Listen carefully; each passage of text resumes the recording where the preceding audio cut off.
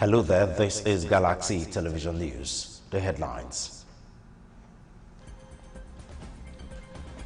Audit report on a Niger Delta Development Commission presented to the Attorney General of the Federation and Minister of Justice Abubakar Malami on behalf of President Muhammadu Buhari.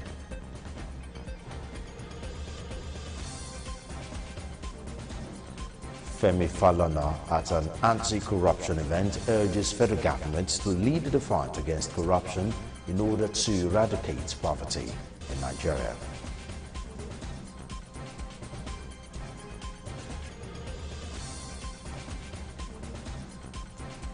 And outside Nigeria, at least 9 people killed after flash flooding and tornadoes hit the northeastern U.S., with some people trapped in flooded basement of their homes. Those are headlines. Details coming up in just a moment.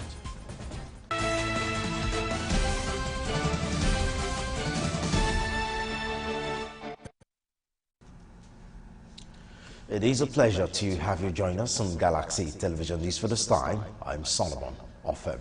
The audit report on the Niger Delta Development Commission has been presented to the Attorney General of the Federation and Minister of Justice, Abubakar Malami Sam. The Justice Minister received the report of the forensic audit on behalf of President Muhammadu Buhari. Galaxy's Godfrey Shimugwe has more on this report. President Buhari had in 2019 approved an estimated amount of 2.5 billion naira for the forensic audit in response to criticism on the seeming poor performance of the NDDC from 2001 to 2019 in the task of developing the Niger Delta region. And the delay in the conclusion of the audit also stalled the inauguration of an already appointed board of the agency. At the Justice Ministry Thursday, Niger Delta Affairs Minister Godswill Akpabio said the team, comprising a lead forensic auditor and 16 other auditors, did a thorough job of combing the region in the course of the exercise, spanning 16 months, adding the exercise is not witch hunt. The intention of this exercise is not to witch hunt anybody or any organization. The intention had always been to correct the wrongs of the past. From 1958, the federal government of Nigeria had tried to develop the Niger Delta region from one agency to the other. The last but one was the UNPADEC, and they tried their best, but they still ended up in the same way. None was able to satisfy the yearnings of the people. Lead forensic auditor Kabir Ahmed said part of the recommendations contained in the report included the review of the NDDC master plan every 5 years to reflect present-day realities. The forensic audit team also recommends that all staff involved in financial infractions be made to account for same. Sir, all staff, active or retired, who are involved in issues of contract splitting, conflict of interest, contract execution, overpayment of contract, authorization of payment without achieved milestone, and the award of contract without due process should be made to account for their actions.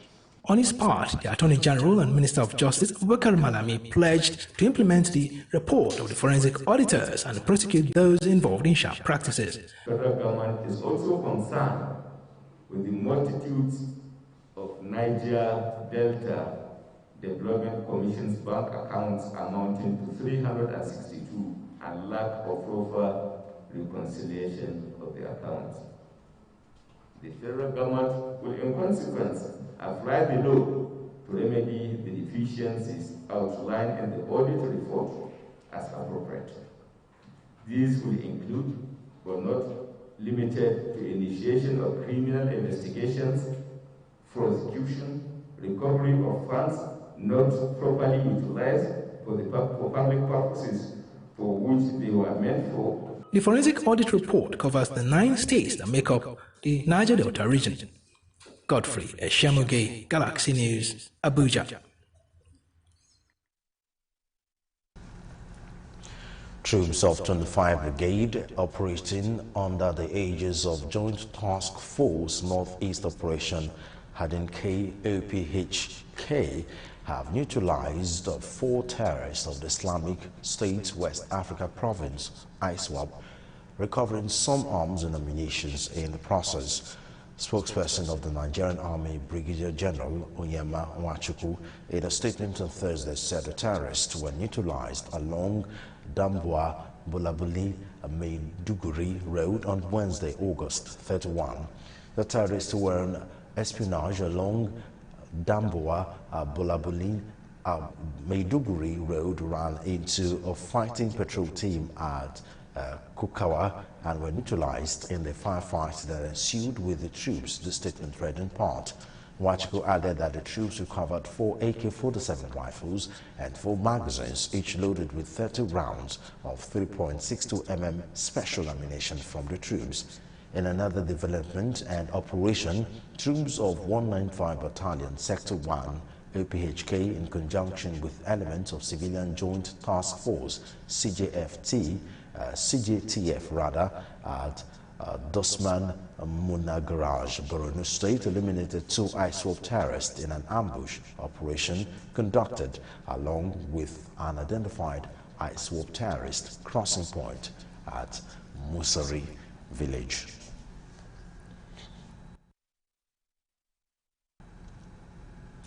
No fewer than 5,890 terrorists comprising foot soldiers and their commanders have surrendered with their families to troops in the northeast, the Defense Headquarters DHQ has said.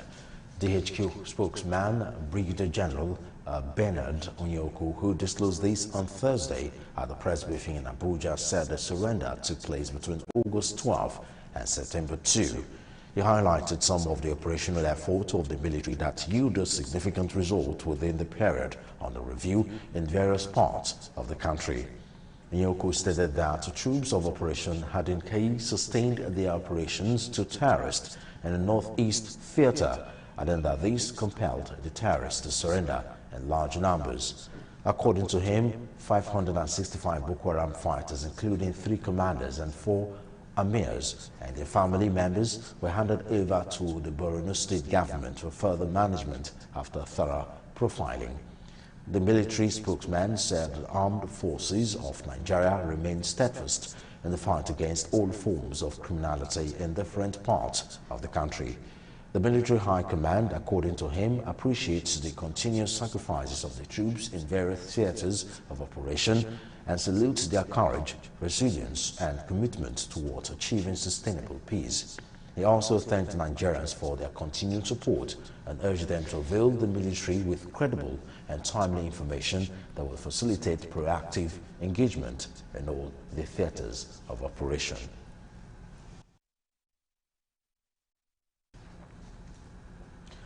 Operatives of the Benue State Police Command have rescued a university lecturer, Dr. Godwin Ukwaga, today in Makurdi, 3 days after he was abducted.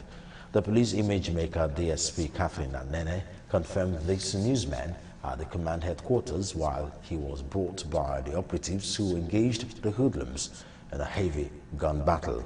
The university lecturer was abducted on the 31st of August 2021 at about 11:30 p.m. by gunmen along George Akume Way in Makurdi. According to the PPRO, a Toyota Highlander SUV belonging to the victim was recovered.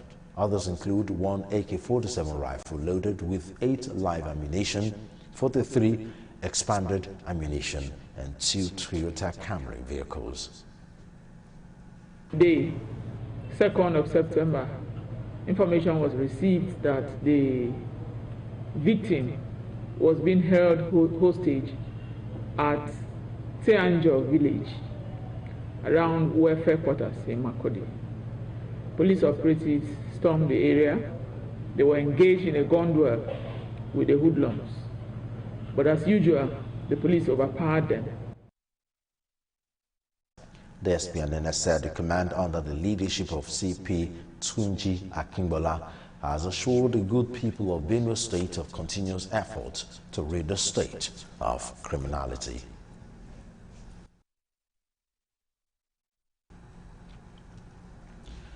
The Nigerian Electricity Regulatory Commission, NERC, weekend directed the electricity distribution companies, DISCOs, to commence the collection of service-based tariff, SBT, from September 2021. This is targeted at increasing the cost of electricity by over 50% in order to enable the government and subsidy in the electricity sector. Already, the 11 DISCOs have started to inform their customers who have been calling for improved services and mass deployment of prepaid meters nationwide. Joining us live via Zoom from Abeokuta, Adejumo, a professor of power systems engineering from the Federal University of Agriculture, Abeokuta, FUNAB. Professor Adejumo, thanks for joining us on Galaxy Television News. Thank you. Now, good evening. What do you make of these developments? Can Nigerians afford another increase in cost of electricity? Well, the first question to ask, what was the reason behind increasing this tariff in the first instance? The first reason was the financial sustainability of the company. Hitherto, the DISCOs have been running on giving subsidy to individuals by the government. And this subsidy, the amount of this subsidy being paid is in billions naira. So the belief is that if this tariff, this new tariff, that is service-based tariff, is introduced, it will bring down the amount being paid on subsidy. Number two, it is also believed that there will be improvement on the facilities from this group. There will be improvement on facilities from this group. And not only that, if they do that, they will be able to provide electricity for more hours than before. That is what they have their tariff bands, A, B, C. Meaning that if they can increase that tariff, they will be able to increase their the number of hours based on the expected improved facilities. But another angle we look at is that if they want to increase that tariff, how many customers have access to the meters? Majority of our customers, they are paying based on estimated bill. So if they increase, what percentage of the customers, the DISCO customers, are actually having access to the meters? So if you have to pay, that on that based on that increase in tariff, I want to know what I'm paying for. If people are able to get meters, and then you have to regulate yourself. If it's 2 hours or 1 hour I'm able to avoid, then I will not mind. But if I have to pay a tariff based on 20 hours per day, 16 hours per day, 12 hours per day, by the end of the day, there's no meter to read what exactly I'm consuming, then that may be a difficult. This is a very critical hour for individual and for the economy. Okay. Now, so Nigerians are already complaining a lot about poor services, which include non-issuance of prepaid meters and poor power supplies, etc. You've touched it a little. Now, how can Nigerians begin to enjoy services that has been rendered to consumers? Yes. For now, we have been experiencing some improvements, but it is not enough. The DISCOs need to improve on their facilities, because, for example, even if they supply electricity to a particular local environment and there's no facilities, that is, they are there, aging transformer, facilities, all sorts of networks even cables, that will be able to provide a quality service to consumers. If all these things are available, then the consumer will be able to be satisfied with whatever they pay. But for now, our facilities, that is DISCO facilities in various sectors, various environments, they are aging, and some of them they are not to write about. So if I thought they improve the facilities, then the facility within the local environment must also be improved. For example, in our areas, you have transformers that have been overloaded. Okay. Even if they bring electricity, for 3 hours, the transformer gets hot, and then it will trip off. Those are the problems we are facing now. So for the consumer to enjoy quality electricity from DISCO, they have to improve the network facilities. Okay. They'll be able to provide quality service, yes. Now, in one sentence, one last question before you go, how can the federal government end subsidy in the electricity sector? One sentence, please. Government? Can the federal government end subsidy in the electricity sector? Okay, government may not be able to pay because of the economic recession where we are now. Government may not be able to undo the payment of subsidy of electricity now because we are in economic recession. Okay, thank you very much for your time, Professor Isaiah Adejimo. Thank you for joining us on Galaxy Television News. Thank you very much. Professor Isaiah Adejimo is a Prof of Power Systems Engineering at FUNAB.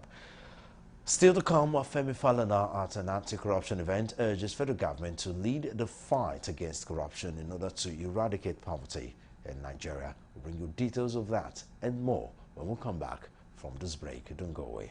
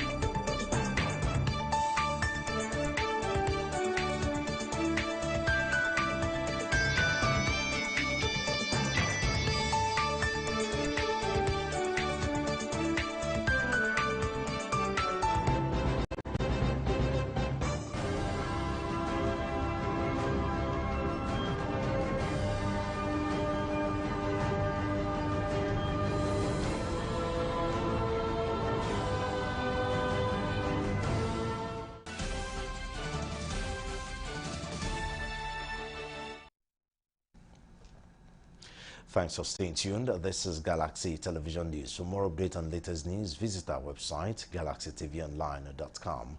Subscribe to our YouTube channel, youtube.com/Galaxy TV Nigeria.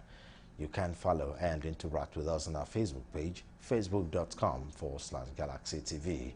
Don't forget to follow and tag us on our Instagram page at official Galaxy TV. You can also avail our eyewitness feature via WhatsApp if you have breaking news around you. Simply share your story by sending short clips or videos of the news on 0818-6666-669. Our social media platforms are user-friendly and can always accommodate your live updates and comment. The Nigerian government has expressed concern that the country's healthcare is facing imminent collapse due to repeated industrial action by healthcare workers.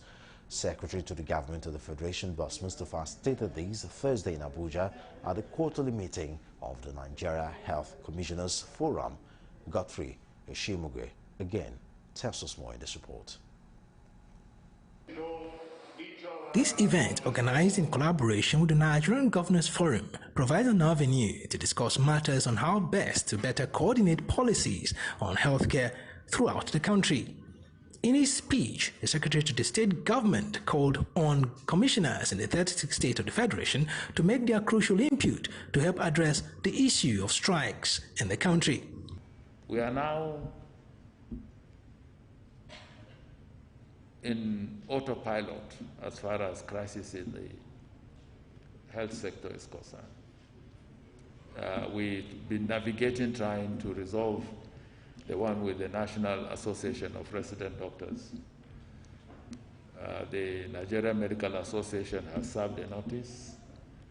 I have received a threat from JHESU. So in the final analysis, the whole system will come to a total stagnation if that happens. Mr. Mustafa said the Nigerian government is finalizing plans to make COVID-19 vaccination mandatory for all in the public service. Let me state, however, that the federal government shall very shortly unveil its decision on mandatory vaccination for every employee in its service. We are working on a protocol. We are working on a protocol that will make vaccine mandatory for every employee in the public service. We're trying to hedge up the supply of vaccines and also fine-tune the policy. It is important that we lead by example.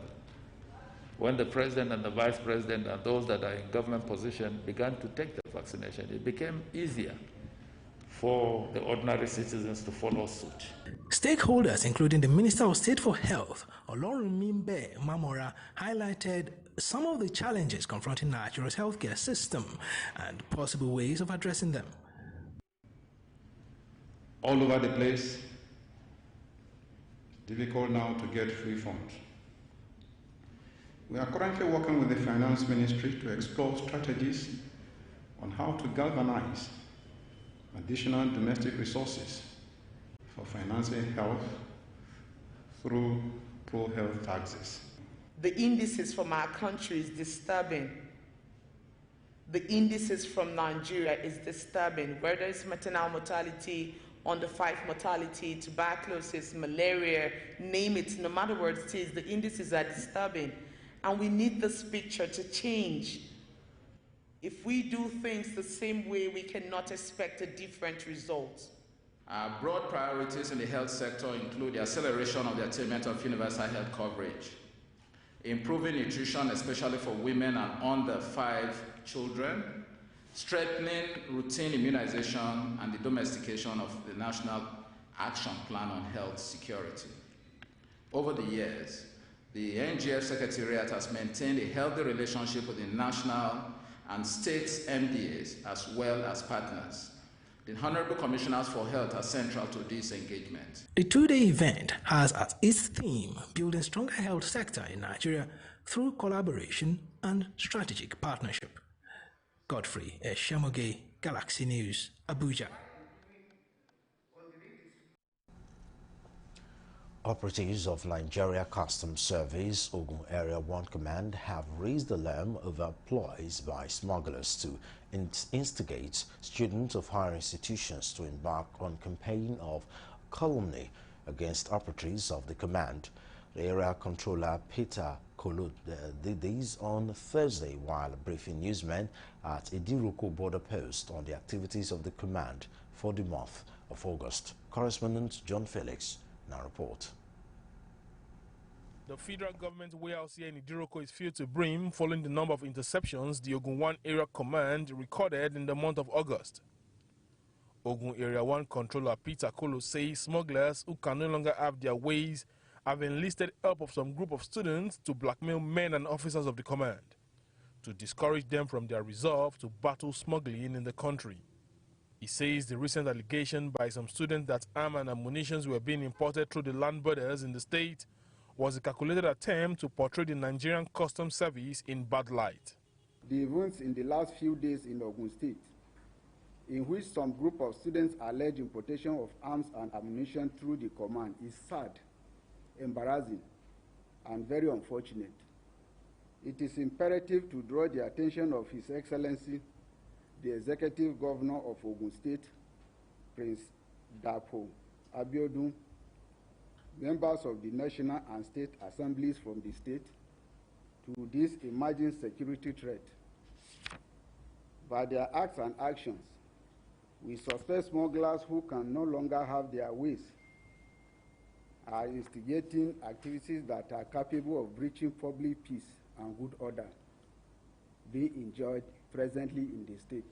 On the anti-smuggling operations of the command during the month of August, the area controller says 4,138 bags of foreign parboiled rice of 50 kg each, 15 units of both foreign used vehicles and means of conveyance, among others, were seized.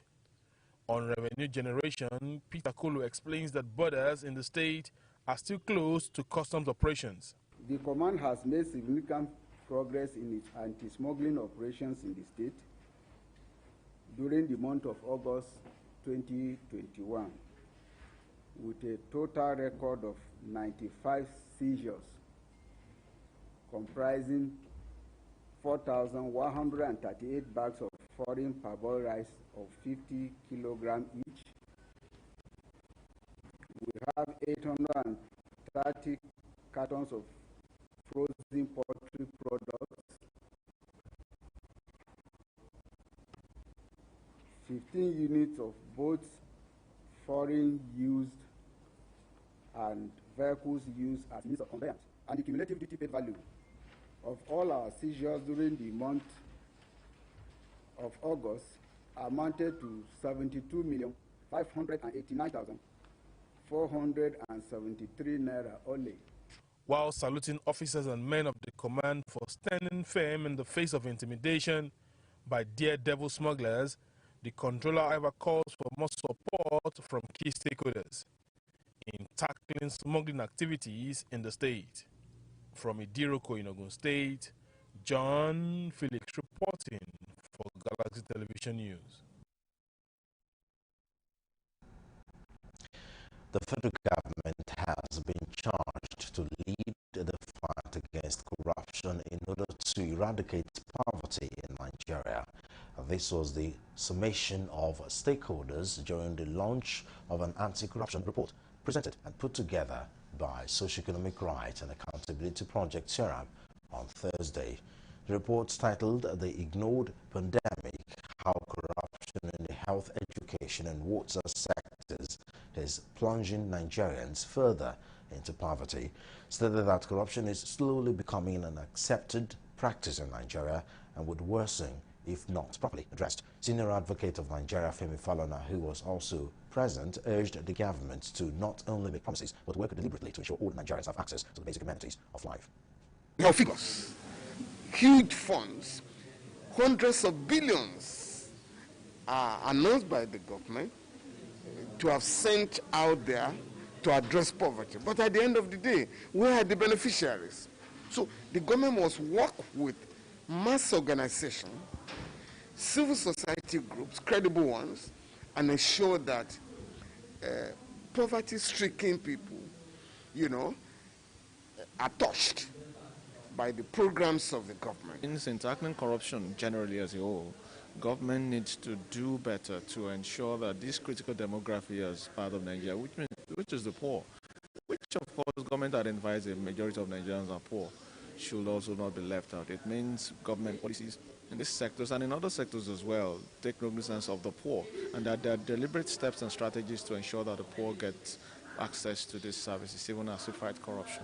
A country that would strive would only focus on people that are poor and vulnerable. Education, healthcare, and access to water is key to our survival, and corruption has kept people really poor to not access these critical services. Meanwhile, some representatives of government agencies present stated that the government has put in several interventions to tackle corruption in the country.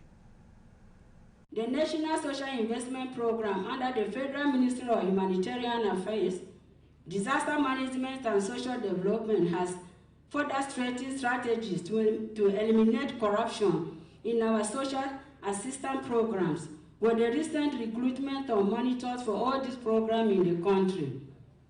You should therefore be assured that beside the work of the conventional and anti-corruption agencies, the social assistance program have inbuilt mechanisms to check corruption, ensure that benefits get to the people intended for. In initiating quite a lot of reforms that are aimed at fighting corruption, improving transparency. And that is why we developed what we call the National Strategy on Public Service Reforms that have 4 pillars. Pillar 3 of the National Strategy on Public Service Reforms is talking to public financial management. To mean that every MDA must have an FOI portal where citizens can interact, ask questions, and we must respond to those questions.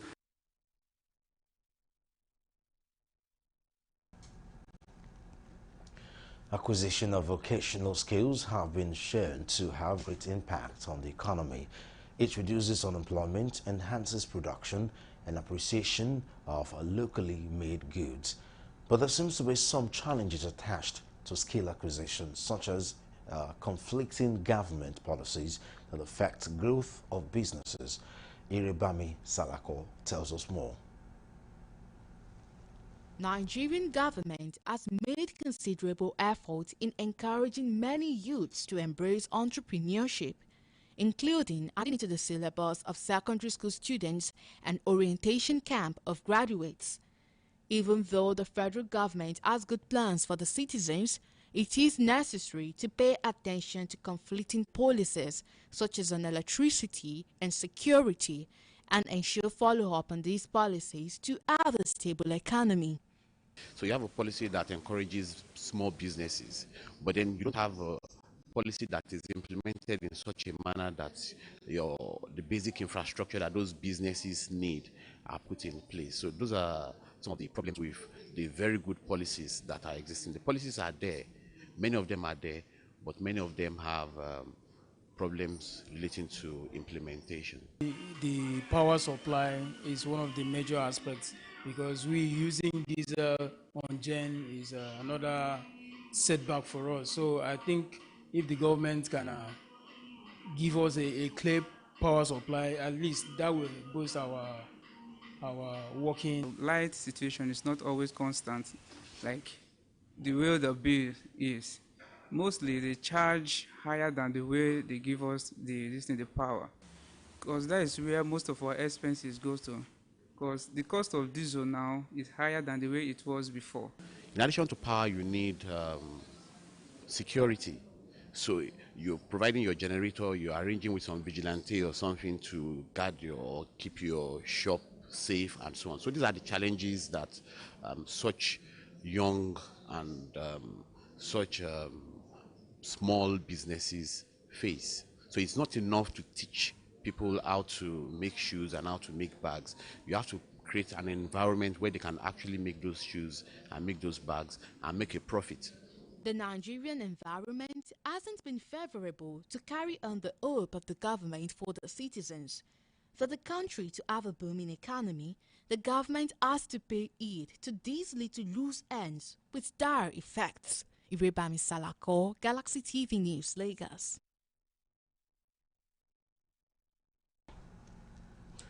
The Vice President, Professor Yemi Osinbajo, has called on authorities across the continent to take the right policy actions to actualize the limitless opportunities for the industrialization of Africa offered by the African Continental Free Trade Area, AFCFTA. He stated these in a message delivered on Thursday at a roundtable on industrialization in Africa, in which he listed such actions to include the protection of local industries and improvement of value chains. The roundtable themed Positioning African Industries for Economic Transformation and Continental Free Trade was organized by the Manufacturers Association of Nigeria, MAN, to celebrate its Golden Jubilee.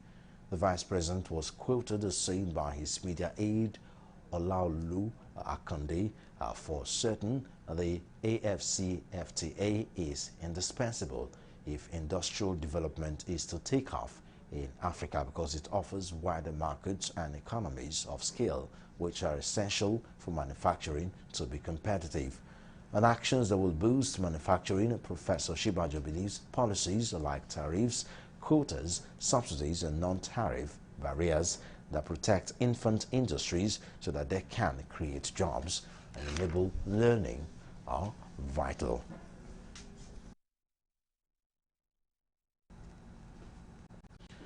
An agri-expert, Ernest Albi, Thursday raised alarm, says 3.4 billion people suffer hunger, malnutrition, and obesity. Ernest Albi, head Agriculture Division, ECOWAS Commission, says half of the world's population are not well fed. 3.4 billion suffers hunger, malnutrition, and obesity. Albi made the assertion during an online presentation on the agroecology way to ensure food security and sustaining the environment, organized by journalist Go Organic Initiative. He described agroecology as the application of the science of ecology to agricultural systems that seeks to develop an ecological structure that does not need external inputs. He noted that agroecology practice allows the necessary interaction among species for the system to work better. Albi, who is in charge of food and nutrition security programs at ECOWAS Commission, frowned at the rise in global hunger and malnutrition, attributing the rise to limited food security. He therefore called for the right policies and implementation strategies to be able to develop ecological organic agriculture, EOA, in the West African region.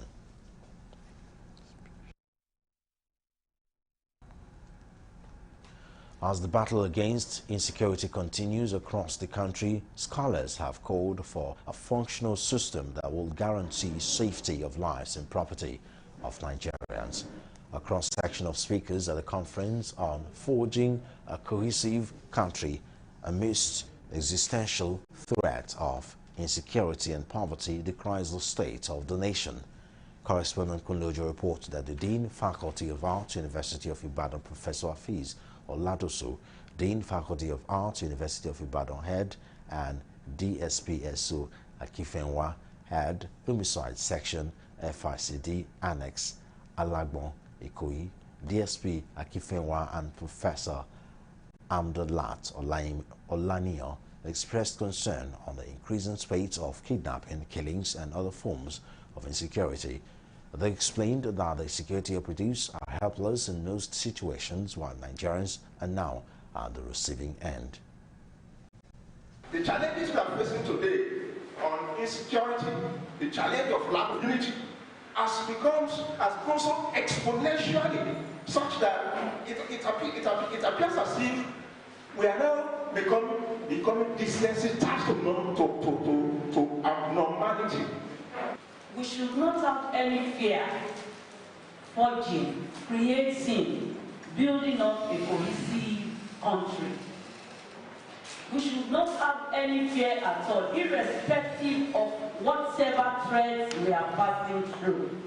All we need is to ensure that all the different arms of government wake up to their responsibility and always encourage people to practice agriculture because we know the importance of food.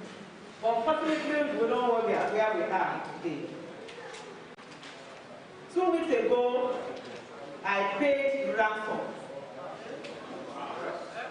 2 weeks ago, I paid ransom for one of my students, the PhD student that was kidnapped at Abeokuta. It is so sad and very disturbing the situation we find ourselves in this country. They advocated employment-based growth societies which will reduce poverty, insecurity, and development of various sectors of the country. DCP Akifenwa emphasized the need for people in power at all times take responsibilities of the positions they occupy and also give room for genuine collaboration with law enforcement agencies in order to overcome existential threats of insecurity and attain a cohesive nation.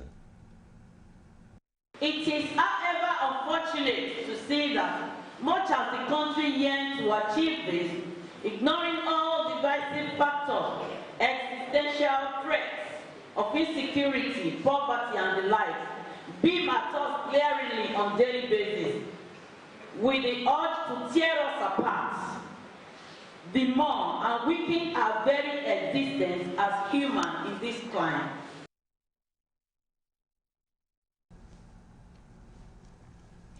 The All Progressive Congress has reaffirmed the resolution of its National Executive Committee to severely sanction members who take the party to court. The National Secretary of APC Caretaker Extraordinary Convention Planning Committee, CECPC, James Akpanu-Doedere, gave the reassurance at the meeting with the party's local governments Congress committees held in Abuja Thursday. Akpanu-Doedere emphasized on the party's determination to rebuild the party and make its structures stronger and more viable. He urges members to go about their primary assignment with confidence and commitment as the process is legally protected.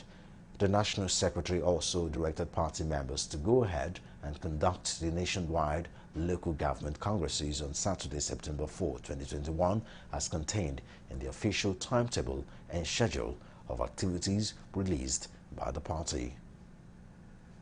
Rest assured, gentlemen, ladies and gentlemen, that your assignment, as well as the earlier World Congresses nationwide, is legally protected.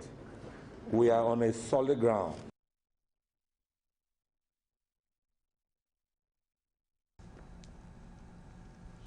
If you're just tuning in, this is Galaxy Television and you're watching the news. We'll go for another break now. We'll be right back. Don't go away.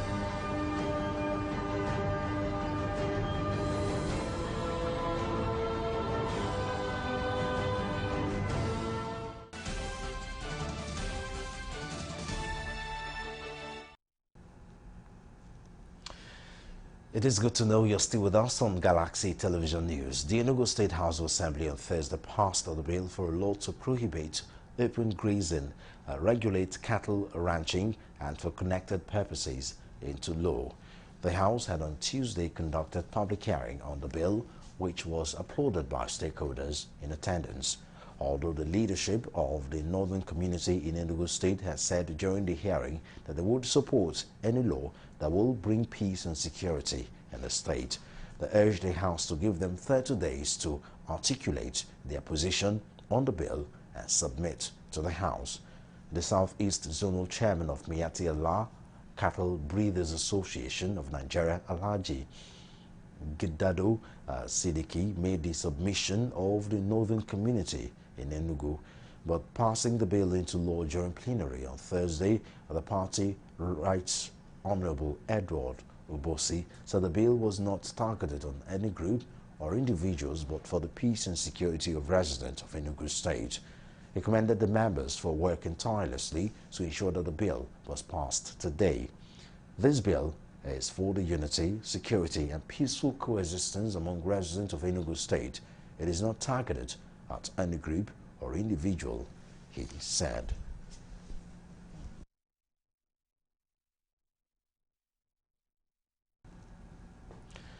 It is time for us to link up with our international desk for more news.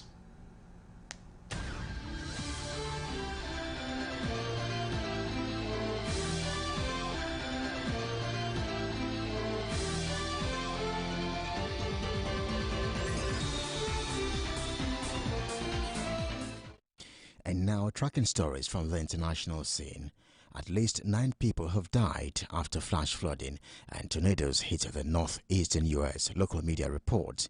Some people were trapped in flooded basements of their homes, while one body was found in a vehicle that was swept away.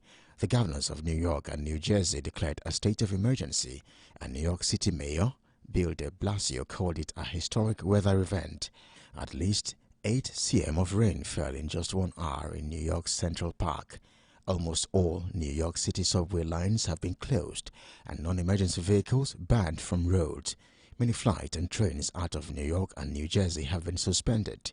The mayor of the city of Passaic in New Jersey, Hector Lora, told newsmen the body of a man in his 70s had been recovered from a vehicle that had been swept away in the flood. NBC New York has reported that at least 1 person died in New Jersey. Also, the NBC and AFP reported that 7 people had died in New York City, some after becoming trapped in their basement. A 2-year-old boy was among the victims in New York City. The U.S. National Weather Service declared a flood emergency in New York City, Brooklyn, Queens, and parts of Long Island, and issued tornado warnings for parts of Massachusetts and Rhode Island. A flood emergency, as opposed to a warning, is issued in exceedingly rare situations when a severe threat to human life and catastrophic damage from a flash flood is happening or will happen soon, the NWS said. The extreme weather has been caused by the remnant of Tropical Storm Ida, which caused widespread devastation in southern Louisiana earlier this week. Many factors contribute to flooding, but a warming atmosphere caused by climate change makes extreme rainfall more likely. The world has already warmed by about 1.2 Celsius since the industrial era began, and temperatures will keep rising unless governments around the world make steep cuts to emissions. Away from the U.S., the Irish economy grew strongly in the second quarter of 2021 as pandemic restrictions were eased, official figures suggest. Central Statistics Office CSO figures show a gross domestic product increased by 6.3%. GNP, a measure of economic activity that excludes the profits of multinationals, increased by 6.7% in the quarter. Modified domestic demand, a measure which strips out further multinational impact, increased by 8.4%. CSO assistant Jennifer Barnim said easing of restrictions led to higher levels of economic activity for many of the sectors focused. Output in the construction sector increased by 22.9%, and the distribution, transport, hotels and restaurants sector also grew by 0.7%. However, agriculture, forestry and fishing contracted by 3.5% in the quarter. The Finance Minister, Pascal Doneho, said that although consumer spending increased by 12.5%, it still remains below its pre-pandemic level. He said that data from payment card transactions showed positive but easing rates of growth in spending in July and August. He added that he was approaching the forthcoming budget with a far greater degree of confidence than at any time since the pandemic began. Let's stay with news from the international scene as Qatar is working with the Taliban to reopen Kabul's airport as soon as possible. Foreign Minister Sheikh Mohammed bin Abdurrahman Al Thani has said, adding that the Gulf state was seeking technical assistance from Turkey. The British Foreign Secretary said there was a need to engage with the Taliban on Afghanistan, but Britain had no immediate plans to recognize its government. The Kabul airport was damaged as the United States and its allies evacuated more than 100 people, with the last U.S. troops leaving on August 31, the deadline set by U.S. President Joe Biden. The Taliban captured power on August 15 in a stunning military sweep, triggering the collapse of the Western-backed Kabul, Afghanistan. The group has also been celebrating the withdrawal of U.S.-led foreign forces after 20 years of war. As the Taliban prepares to announce the formation of a new government, a humanitarian crisis is looming, with the United Nations warning that 1 out of 3 Afghans is going hungry. Newsmen have learned that food prices in Afghanistan have increased by about 50% and petrol by as much as 75% in recent days. A source inside Afghanistan told newsmen that the Taliban is hoping domestic flights will resume in the next few days, while international flights will possibly take off in the next week or so. And finally, from the international scene, still reeling from the European Union's shortcomings in Afghanistan, officials from the 27-nation bloc have met to discuss ways to improve their response to future crises and reduce reliance on the United States. European ministers of defense and foreign affairs gathered on Thursday in Slovakia for talks, also involving NATO and UN officials to look at ways to improve the bloc's operational engagement and develop a rapid response force capable of operating in different military theaters. Ministers will discuss plans for the so-called Strategic Compass, a document aiming at harmonizing crisis management and defining defense ambitions for the bloc that is expected to be drafted before the end of the year. According to the chairman of the EU Military Committee, Claudio Graziano, the strategic situation, the geostrategic changes, shows that now we need a stronger Europe. End of quote. But finding a consensus among the 27 EU member states to create such a force is a tall order. European countries on the border with Russia, for instance, Poland and the Baltic nations often oppose the idea of autonomy. EU heavyweight Germany is also a strong supporter of using NATO for security operations and keeping the US defense umbrella in Europe. However, Slovenian Defense Minister Maciej Tonin, whose country currently holds the EU's rotating presidency, said he believes a small majority of countries is favorable to the idea. The EU is already endowed with rapid reaction teams, so-called battle groups, made up of about 1,500 personnel, but they have never been used in major crises, and the bloc does not deploy EU missions to active conflict zones. And that's a wrap on stories from the international scene.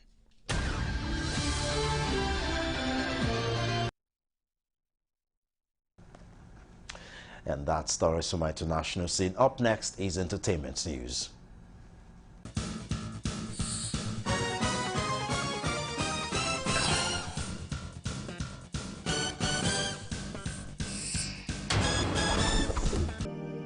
Welcome to entertainment news. Nigerian singer and former member of the defunct P-Square, Peter Okoye, is indeed a lucky man with his wife, Lola Omotayo. He recently took to his Instagram page to announce and celebrate his wife's birthday. The singer shared beautiful photos of her and also accompanied it with lovely photos of himself and their two kids. Taking to caption, Peter wished his woman a happy birthday and also used the opportunity to remind her that she's a wonderful being. According to him, she has not only been wonderful to him, but also to all the people whose lives she has touched. Meanwhile, Nigerian chartist Temilade Openiyi, popularly known as Tems, has been announced as a guest on Drake's incoming album, Certified Lover Boy. The album is slated to be released on Friday, September 3rd, 2021, and Drake has begun to announce some of the guests on his new project. As part of the promotions for his forthcoming album, Drake has been using billboard ads in cities of the featured artists to advertise the album. The album was supposed to have been released earlier in January, but was delayed due to Drake's recovery from knee surgery. For Tems, it continues her incredible year, which saw a record she featured on Break New Grounds for Afrobeat. Tems, who is a significant contributory part of Wizkid's smash hit Essence, is a 26-year-old soul-stirring singer who has a unique voice and delivery. The record has become a hit in the United States and has become the first Afrobeat record to enter the Billboard Hot 100 chart. It has continued to rise in the chart to top 20 and is currently the #1 song on the Billboard R&B chart. The singer is not stopping at all. She recently revealed that she'll be dropping more songs in 2021. On a congratulatory note, talented Nigerian musician Iyanya has now entered the political scene after he bagged an appointment with the governor of Cross River State, Ben Ayade. The good news was shared with the members of the online community by Iyanya's former record label boss, Ubi Franklin. Taking to his page, Ubi revealed that Iyanya is now Governor Ben Ayade's Senior Special Assistant on Tourism and Entertainment. Ubi made sure to congratulate Iyanya for the great fit. And finally, on entertainment news, singer Britney Spears won't face charges after her housekeeper accused her of a physical altercation that involved slapping a phone out of her hand. A complaint was filed against the 39-year-old Spears by a housekeeper who alleged that the singer slapped her cell phone out of her hands.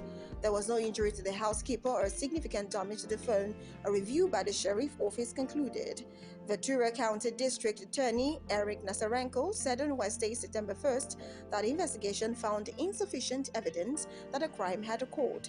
According to the District Attorney Office, the housekeeper had told deputies the phone's screen protector had been damaged. However, this was not the case after an investigation was carried out. Spare's lawyer, Matthew Rosengot, a former federal prosecutor, called the accusation sensational tabloid fodder at the time and again in a new statement on Wednesday. And that'll be all on entertainment news.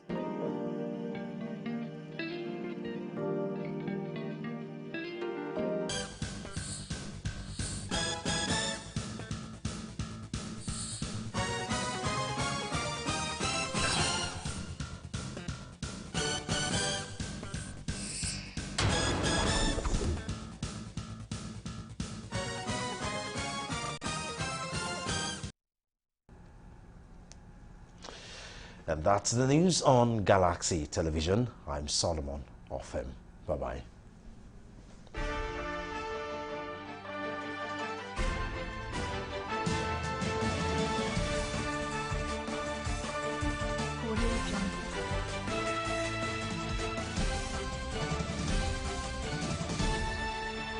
On Film House Plus. You are hugging me chest to chest. Am I going to hug